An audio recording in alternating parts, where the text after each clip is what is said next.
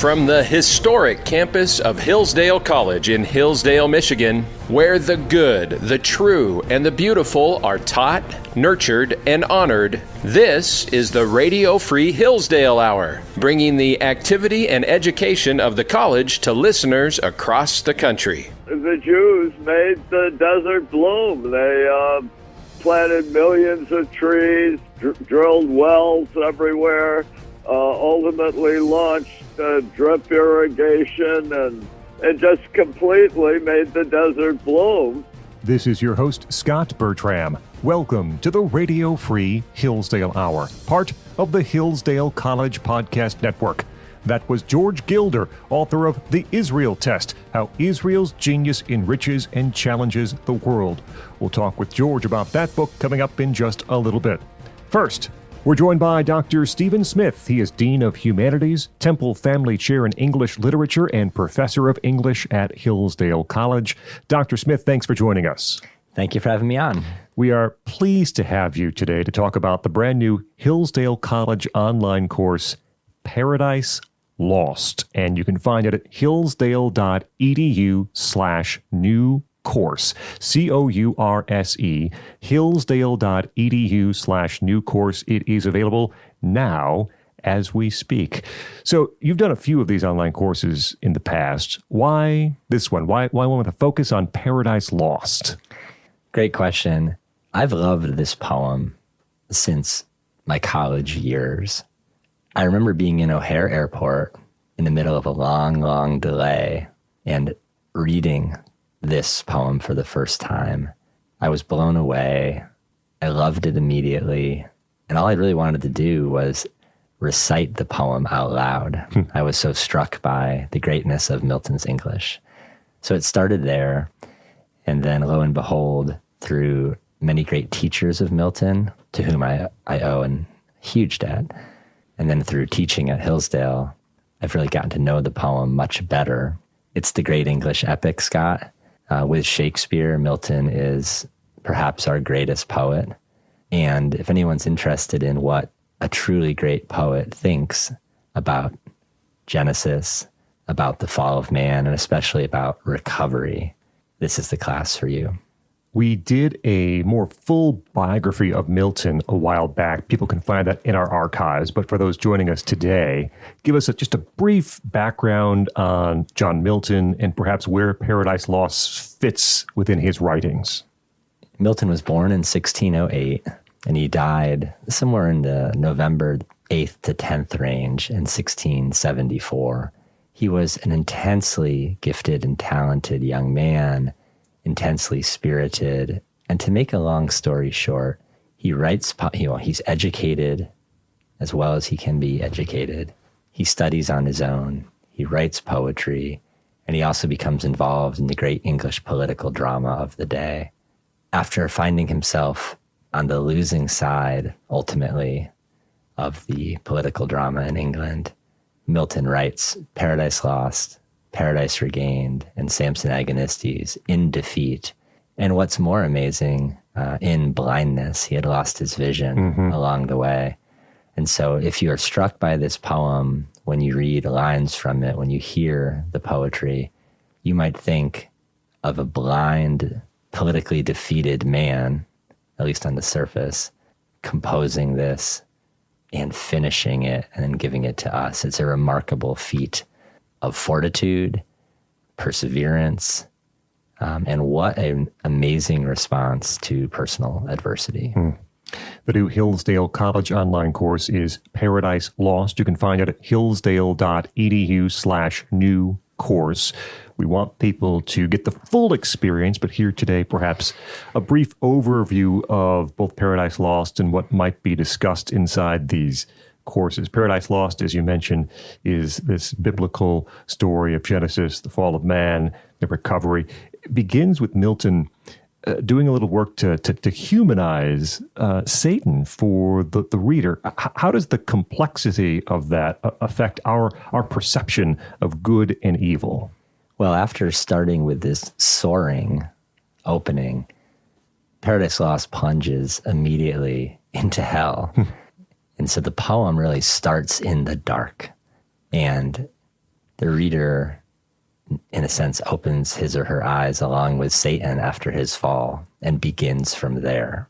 The portrait of Satan is very powerful in the poem, so much so that some have concluded he is the hero of Paradise Lost, which I do believe is a profound misreading of the poem.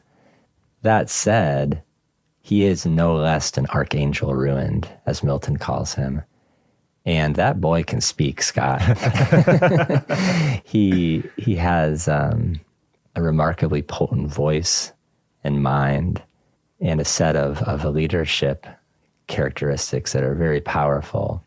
I think that for listeners and first-time readers, one of the best ways to approach Satan is to realize you are encountering Milton's portrait of the fallen mind.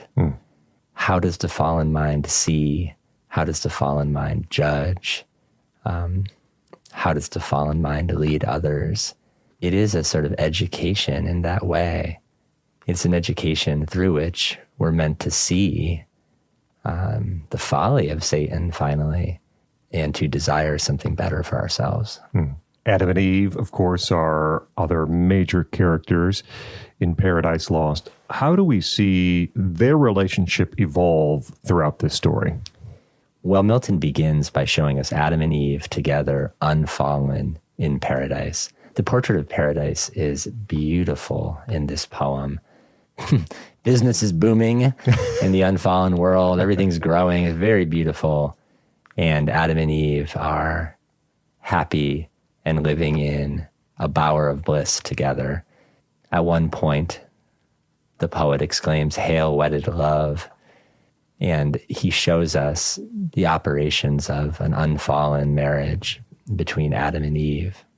We also see difficulties in unfallen Eden. Like, you can have a bad night of sleep in Eden. You can have a bad dream. We see them having conversations together.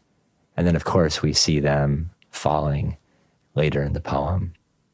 But the poem does not end with the fall, but ends especially with the question, how do you recover from such a calamity? What is the way forward for Adam and Eve, for humanity in the wake of the fall? And I think with the ending of the poem in mind, we see Milton's final judgment is hopeful, peaceful, and consoling. A little bit more on that, perhaps, these ideas of sin, and as you point out, even more so, redemption. How does Milton and Paradise Lost try to throw its arms around those topics? In Book 3, God says he creates Adam and Eve sufficient to stand and free to fall. After the fall, Milton presents their recovery, their return to God, as the triumph of grace.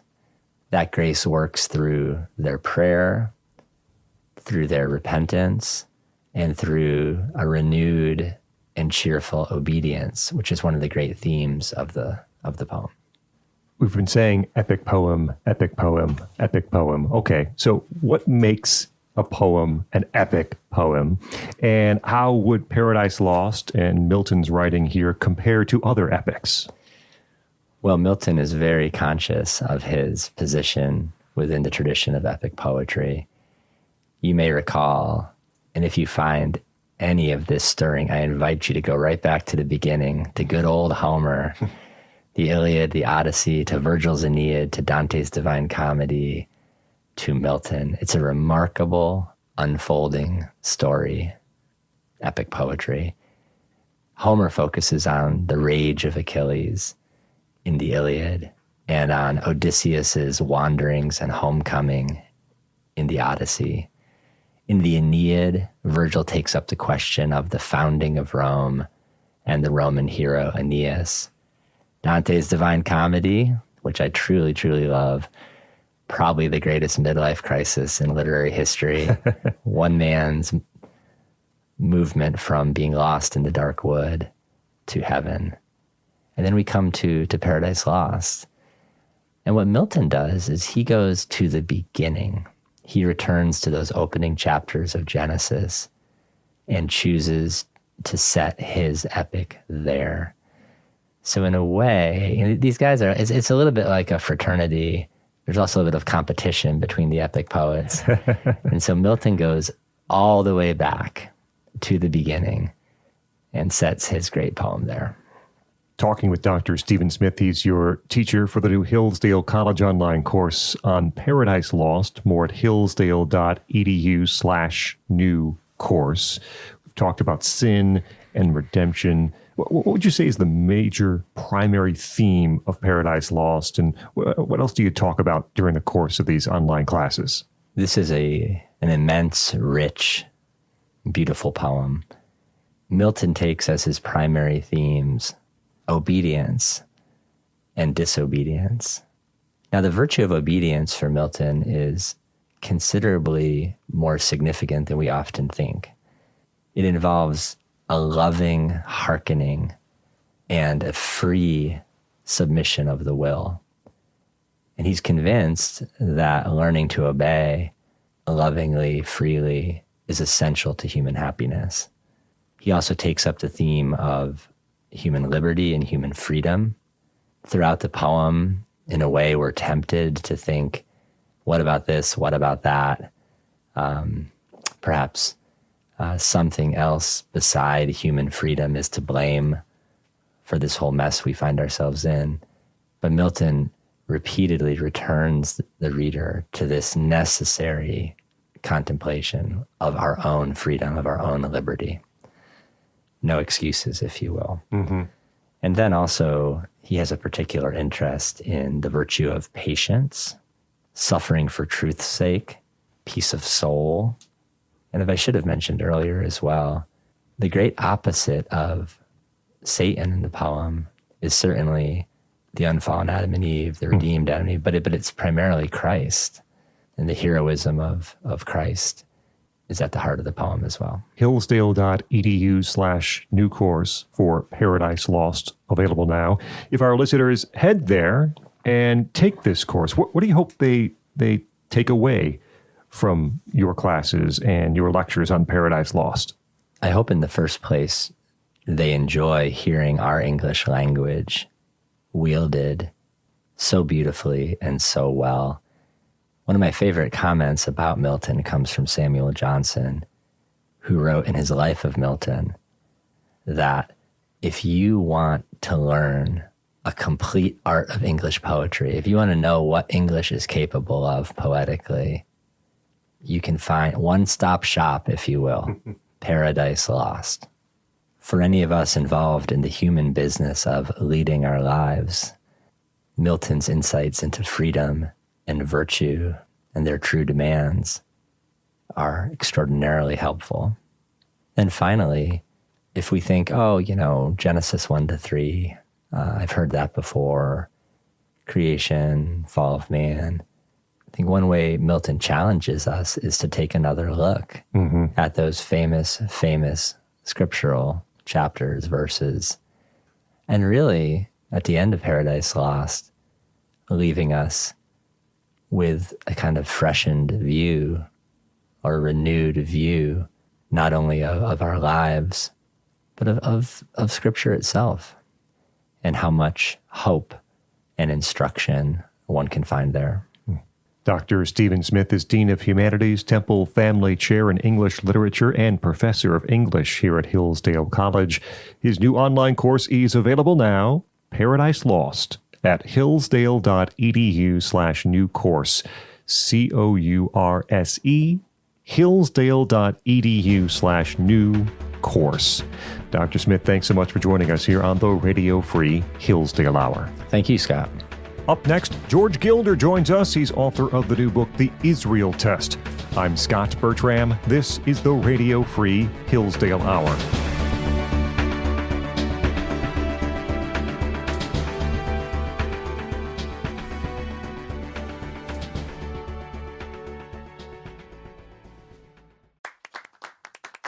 Hillsdale College is a small, Christian, classical liberal arts college that operates independently of government funding. And we want you, or your son or daughter, to apply. At Hillsdale, students grow in heart and mind by studying timeless truths in a supportive community dedicated to the highest things. Hillsdale College costs significantly less than other nationally ranked private liberal arts colleges and receives regular recognition as a best value, and nearly all students receive financial aid. Our robust core curriculum, vibrant student life, and 8-to-1 student-to-faculty ratio make for an education like no other. For more information or to fill out an application, visit hillsdale.edu/info. That's hillsdale.edu/info.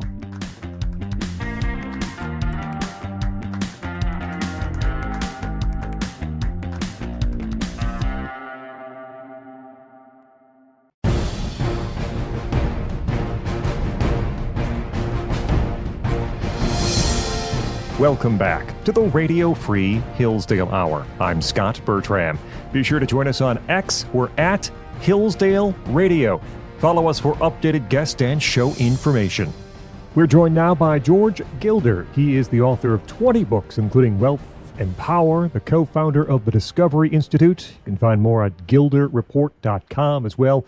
His latest book, The Israel Test, How Israel's Genius Enriches and Challenges the World. George, thanks so much for joining us. Great to be here. I appreciate it. I love Hillsdale. I've went to Harvard, but I'm a real spiritual alumnus of Hillsdale. I've spoken there dozens of times over the years. And we appreciate all of our spiritual alumni who are out there. Congratulations on the latest release.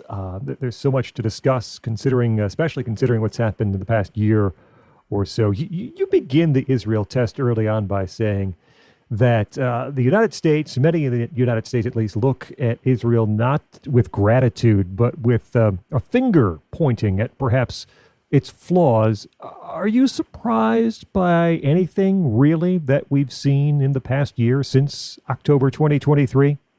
Not really. Democrats are socialists, so they tend to resent Jewish accomplishment, whether it's in Israel or in the United States. It's a mystery, but it's the root of anti-Semitism. It's the belief that somehow the good fortune of others comes at your own expense, that you envy the success of others rather than emulate it or you learn from it. You write in the Israel test that Americans have a need to recognize our dependence on the genius of Jews in the U.S. and our reliance on Israel for innovation and national security. So make that case, if you would. Why should we as Americans look so fondly on our reliance on Israel? What do we rely on them for? The U.S. companies now comprise some 70% of all global market cap of companies around the world. 70% is in the United States. And the bulk of that revolves today around expectations of artificial intelligence, revitalizing all our computer and communications and biotech and industries. And the heart of artificial intelligence is NVIDIA.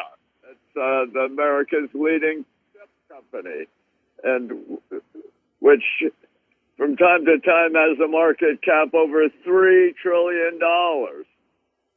And NVIDIA was transformed from a modest gaming company that made pixel processors, graphics processors for 3D games, into a company that makes hyperscale supercomputer processors for data centers. And all this happened after they've collaborated with and later purchased an Israeli company called Mellanox that created this communications breakthrough technology that allows you to integrate a whole data center as a single supercomputer. And that came from Mellanox in Migdal HaEmek, Israel. But all our chip companies have deep roots in Israel. I mean, Intel is America's leading microchip company, and 80% of all its profits for its first 10 years came from Dove Froman non-volatile memory technology in Israel. Froman started the Haifa Design Center for Intel and wafer fabs, that's factories for chips, and Intel's leading edge factories for chips are now at Kiryat Gat in Israel. I mean, and you can go through this, Pfizer and our biotech companies and then our military companies. You know, I was one of the leaders advocating for Ronald Reagan's his Iron Dome, which he called the Strategic Defense Initiative. I handed Reagan his first microchip and explained it to him and how it could enable missile defense, his missile defense. But the U.S. only partly implemented missile defense. There was bureaucracies and made it difficult. And while Israel actually, under fire, created Iron Dome and David Sling and Arrow 3 and now Iron Beam, which theoretically, it's experimentally shown that it can zap sonic missiles faster than the speed of sound, which have been developed in China and supposedly maybe delivered to Iran. We never know. You know, we saw also their ingenuity with zapping all of the Hezbollah leaders with their walkie-talkies and pagers, yes. George Gilder is with us. His latest book, The Israel Test, How Israel's Genius Enriches and Challenges the World. In the Israel Test, you make the point that Jews outperform all rivals, even in the arena of anti-Semitism. Why do we not see more of a united front? I think that Jews are independent and rebellious, and like all intellectuals, they want to shock and assert their own. You know, Jews were the source of Marxism as well as the world's most successful capitalists. It's a fact of life, I'm afraid, but. Overwhelmingly, I think Jews do support Israel, and Jews in Israel have really learned their lesson. George Gilder with us, his latest book, The Israel Test, How Israel's Genius Enriches and Challenges the World. There's a lot of rhetoric about occupation, forced settlements. You say in the Israel Test that Jews were not occupying a nation. They were building one. How does Israel benefit that entire region? When the latest migration of Jews came to Israel, the land we call Israel now, in the 19th century, there were only 200 to 300,000 Arabs in Israel, in the Palestine region, and their average longevity was about a little over 30 years.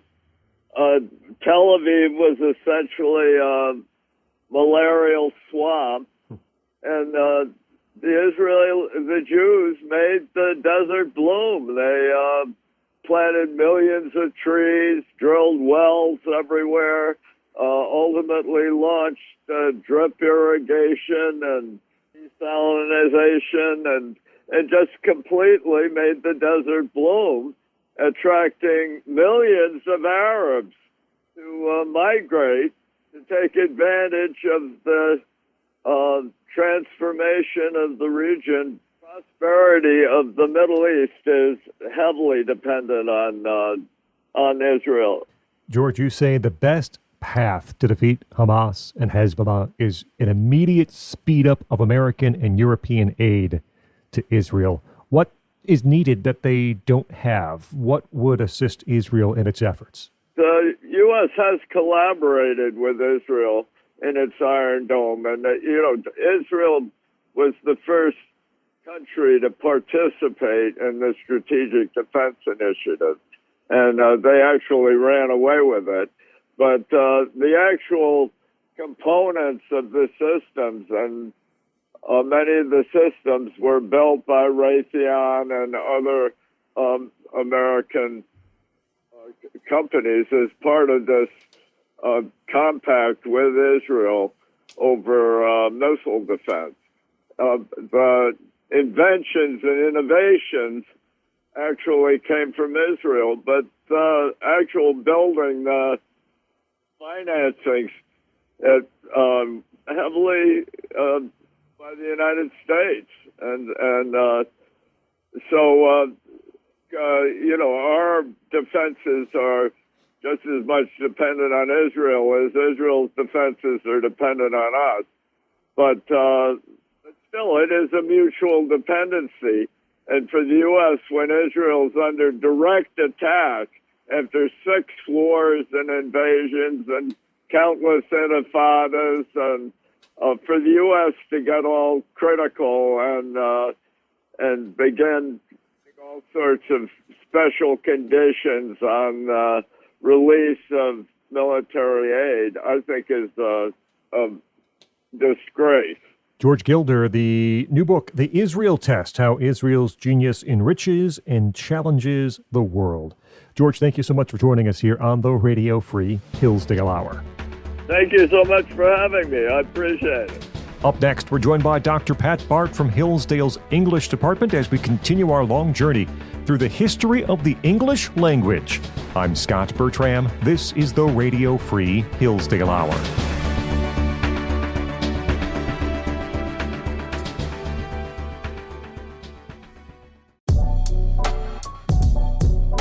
If you're passionate about classical education and you're looking for the next step, Hillsdale College's Diana Davis Spencer Graduate School of Classical Education is now offering 2 master's degree programs.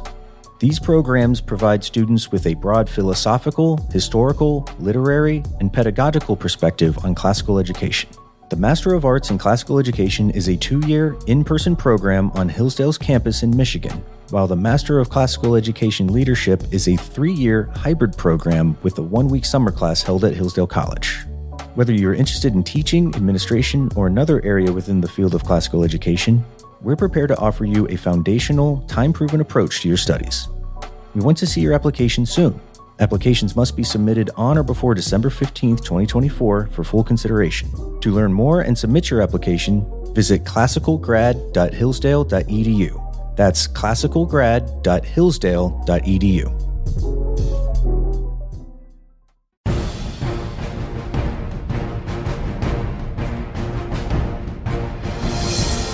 Welcome back to the Radio Free Hillsdale Hour. I'm Scot Bertram. We're joined once again by Dr. Pat Bart from Hillsdale's English Department. We are taking a journey through the history of the English language. This is part 3 of 5. You can look back at previous episodes to find parts 1 and 2 at podcast.hillsdale.edu or wherever you find your audio. We continue this conversation today. Dr. Bart, so where do we see the connection between language and ethnicity and lineage? There is so much twitchiness about this. Okay, so the heat just went up in the room here. Okay, no, as we said, all human beings appear to have basic linguistic faculties sort of just coded into their brains from birth, and that the whole human person, no matter who you are, no matter who you're born to, if you're human, you have this faculty, right? But there's also no necessary tie between your DNA and any given language. Okay, so if you and I were brought up in an area where everybody speaks Hindi, and maybe we heard English every now and then on TV or something, but we didn't. As kids, we would narrow our phonemes to those that are in Hindi currently, and our vocabulary would then take off in the Hindi language, and our DNA would be whatever, wherever our ancestors came from. And so those two things would not be the same. So, okay, I would say so far so obvious, like who would think otherwise, right? Although there's actually a kind of mystical cult in Russia right now. It's kind of a little bit creepy. It links Russia and the Russians and their language to like this Indo-European homeland. That part of it, they're not necessarily totally wrong about the homeland. There are some theories that say it was partly in Ukraine, partly in Russia. Maybe that might be where the Indo-European languages first radiated out from. But they claim, because like they live in this homeland, that the Russian culture and the Russian language is like it's more pure, and they're the heirs and creators of an authentic Indo-European tradition and civilization. And like, no, okay, that's not really, So we posit that there was a prehistoric homeland in which Indo-European or Proto-Indo-European was spoken, because the attested surviving Indo-European languages survive in a pattern, in the early days, say a pattern of dispersal across the earth, in which they appear to have radiated out from somewhere between, say, what is now Turkey, called Anatolia, right? That's a disfavored theory, actually, but still, I'll mention it. And then that area north of the Caspian Sea that includes some of Russia, some of Ukraine and other countries. So also, we theorize this because the people who spoke that now dead language, Proto-Indo-European, they must have had somewhere to live, right?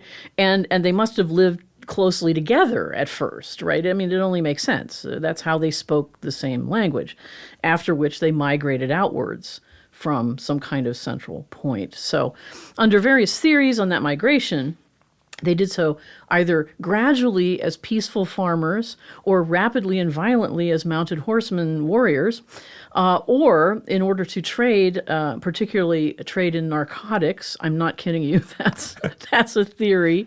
You mentioned it earlier. The drug users always help us out with language. I mean, it's just whatever. You got to have your marijuana in there somehow, Talking with Dr. Pat Bart about the history of the English language. Dr. Bart, what do historians speculate about the development of language? Okay, so all of this, of course, is as murky as prehistory always gets, right? I mean, it's not completely without merit to try to reason back, given the little surviving evidence that we have. But we have to remember, it's very little surviving evidence, right? Except the languages themselves, and then the geographic positions of the people who ended up speaking these languages, which are related, right? So the respectability of it extends to, look, you can talk about vocabulary, shared vocabulary. There are related terms for horses, wagons, parts of wagons, wheels, sheep, and wool. It's remarkable. I mean, it makes your jaw drop. It's like, wow. And across all the way from Iceland to the Ganges, there are these words. Well, like, come on, that's not coincidence, because then if you go just a little further past the Ganges or, up into the Gobi Desert and so on, then it gives out. It gives out, and there's not, okay, so you think maybe they moved and they got themselves in the Tarim Basin, and then there were so few Indo-European related speakers that they then intermarried and they kind of disappeared. You think that might have been what happened? Yeah, okay. You don't wake up as a kid born in England in 500 AD, and you don't wake up speaking Chinese, right? It's not what. No, you're going to speak a Germanic dialect. Why? Because the people you're related to moved there and were speaking it, and you see. So I think people get a little crazy trying to resist these kind of strange mysticisms that make them feel like the Nazis are coming back or something. They kind of go overboard, right, in trying to resist that. So although there's absolutely no necessary relationship between DNA and language whatsoever, there isn't any necessary relationship. In terms of how things probably played out on the ground in prehistory, there was probably at least some relationship between the two, right? As a practical matter of fact. A lot of background. Here's the split, though, right? How does English now become a distinct language? I know, like, where does English just comes zooming out of the corner about 1,600 years ago. well, Dr. Bart, how did that happen? You know, did the space aliens bring it? No, of course not. All right. So during all these splits away from Indo-European, as people migrated, right, one of them was a group of people who spoke kind of a Germanic flavor of that original language. They had, twisted and turned the language enough that it had become what we call Germanic. There are some interweavings, by the way, of the Slavic and Germanic branches. Well, you know what? They're geographically contiguous. Mm-hmm. So, wow, what a surprise, right? But for perspective on English, the Hittites, and you might remember Uriah the Hittite in the Bible, right? They made their way from whatever the Indo-European homeland might have been into Anatolia, which is now Turkey, right? Sometime, conservatively speaking, sometime before 2000 BC, okay? Possibly as far back as 4000 BC. Again, this is prehistory, so you're making a lot of educated guesses, right? As a distinct written language, Hittite is likely more than twice as old as English is as a distinct written language, though English has the potential to catch up, of course, because it isn't dead yet, right? So, whereas Hittite kind of conked out there. Yes. So, Dr. Pat Bart with us talking about the history of the English language. At this point, Dr. Bart, you have peoples from northwest Germany, from southern Denmark, now coming over to England. So what's the effect of this? DNA suggests that more men came over from the continent than women did, at least at the start. That those men intermarried with Celtic women, who were themselves, by the way, descendants of Celtic men who had done just the same thing, okay, to the sort of Neolithic people who built Stonehenge. Those are not Celtic descendants. They're not, obviously, they're not Germanic descendants either. They're from a completely separate wave of immigration. People such as the Basques in between Spain and France lived up in the mountains. Their language is not related to Indo-European at all. So they are pretty clearly related to those people who kind of got swamped by the Celts and the Germans, right? So English at that time of these in-migrations into England was kind of this crazy quilt of dialects spoken by Anglo-Saxons, Jutes, and Frisians. And it established itself in the middle of the island within about 150 years in what is now England. Soon enough, they became Christianized, and they began as a result of Christianization, they began a gradual assimilation of Mediterranean ideas, not just Christianity, but also very scientific ideas, and taking on. They come to love Aeneas, and all sorts of things come in through Latin directly, or at other times through Latin translated into Old English. Okay, Scandinavians, aka the Vikings, right, began to invade relentlessly for about 300 years, from the 8th to the 11th century. At times they raided, at times they stayed put as full-on invaders, but they tended to live separately, we're learning, actually, unless in really big cities like York, of course, there was a lot of mixing, but they would also found little hamlets of their own. Eventually, they actually took over the whole island, but a Saxon king, Alfred the Great, fought them back into possession of only half the island. And then his descendants took over the island briefly again. At this point, we have all these different tribes coming to England, living in England. How did modern English integrate among these tribes? So since the Viking languages, which were several, right, dialects, were mutually intelligible with English, if you tried hard enough, this likely hastened the weakening of the case system in English.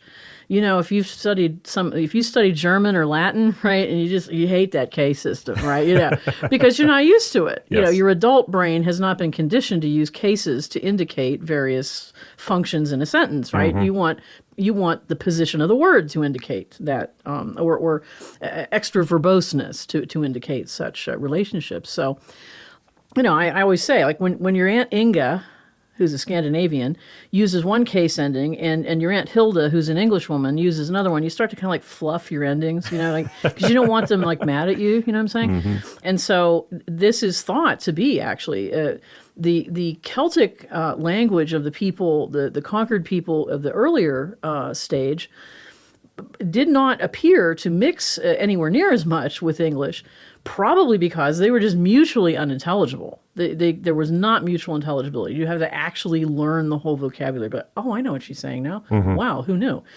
But with these Scandinavians, you could kind of bargain your way through a sentence and kind of figure it out. And so this is why it had more influence on English, because you could actually sort of communicate and pick up the other language, because it was really a heavy accent instead. And so in this way, English, even in the Old English period, was wrenching itself away from like modern German. Now it still has a huge case system, right? Mm-hmm. And yet English is descended from German. Like, how did that happen? And usually people blame French for this because it makes English resemble French more, grammatically speaking. And yet it's not French's fault, most likely. Talking with Dr. Pat Bart about the history of the English language. Everything changes in 1066 with the Battle of Hastings. So what's the fallout for language? Okay, so as said, everything didn't change, but it speeded it up, certainly. It speeded up the uptake, the influence of the Mediterranean in all aspects, social and literary. It speeded up the uptake of Latin because, of course, if you're a French speaker, you just natively understand Latin better than an Anglo-Saxon, even if he's pretty learned. Mm-hmm. If he's not really learned and doesn't really know Latin, it's more foreign to him than it is to you, right? And of course, Romance influences. So English suddenly, although it was taking in words from Latin and concepts from Latin and translating them into English quite frequently, now it starts to take in, tens of thousands of words from French. And of course, it's Anglo-Norman, it's Norman French eventually with an Anglo or insular twang to it, mm-hmm. right? So English almost ceased to be a literary language for well over 200 years. Almost 300 years. It didn't completely cease. You had certain works, but they're not works that we teach typically, and I don't feel wrong about not teaching them unless in an advanced course, right? Mm-hmm, mm-hmm. In Arthurian, so that's a seminar, I teach about Laumann's Brut, which is an English translation of a French translation of a Latin translation of the Welsh stories about King Arthur. Yeah, wow, that's a lot of translating, right? But, I snip it because mm-hmm. I want them to kind of get that feel for like, wow, King Arthur exists in all these weird circumstances, right? So, but English is really very much suppressed. It's estimated that about half of the English nobility were outright killed at the Battle of Hastings. And it has recently been discovered that, I don't know if you've ever heard of the Varangian Guard, mm-hmm. They were Scandinavian special guardsmen employed by the Byzantine emperor.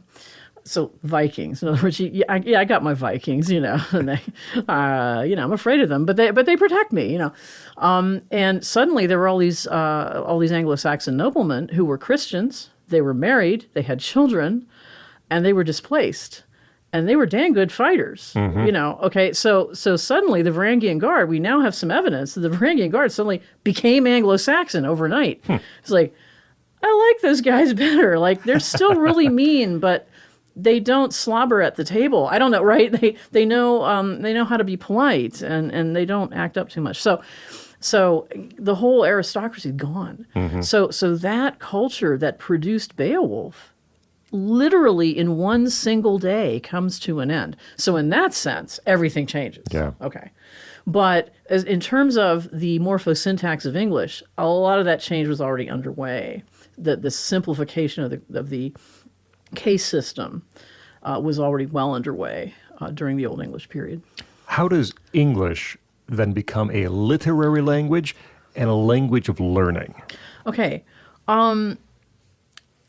we think of maybe, oh, well, I guess English became a literary language with Geoffrey Chaucer, right? But actually, in the Anglo-Saxon period, first through translations from famous Latin works such as Boethius's Consolation of Philosophy, King Alfred the Great translates that amongst others, with help from his friends. But many Latin works are translated into English, and so then English, of course, it's kind of a derivative literary quality, but it's showing itself as like, no, see, you can express these things in English. You don't have to leave them in Latin.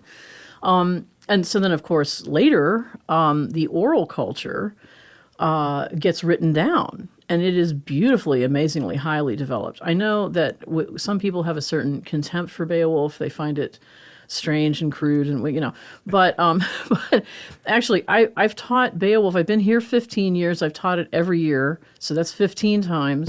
And then, of course, I definitely studied it maybe 5 more times before I came here.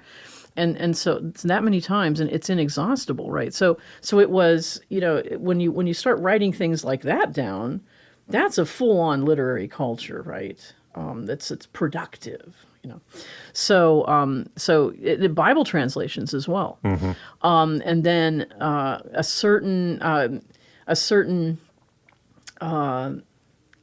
intellectual probing of the scriptures.